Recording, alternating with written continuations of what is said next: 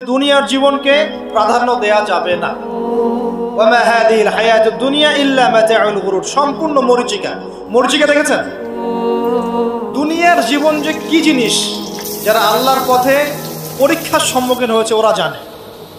মানে কিচ্ছু না, মানে মুহূর্তে আল্লাহ পাক ইহকাল পরকালের ফয়সালা করে ফেলবে।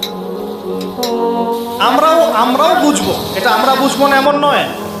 ইয়াং ছেলে রাস্তায় যাচ্ছে, বাইক নিয়ে খুব দাবরানি দিচ্ছে, আছে না? হঠাৎ অ্যাক্সিডেন্ট, ডেড, স্পট ডেড।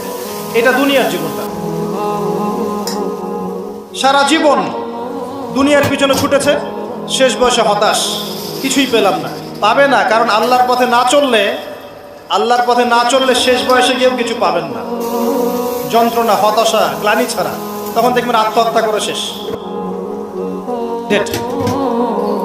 দেখবেন অনেক প্রতাপশালী বাচ্চা বড় বড় লেকচার দিচ্ছে, হঠাৎ রাস্তায় হাঁটতে হাঁটতে ডেড।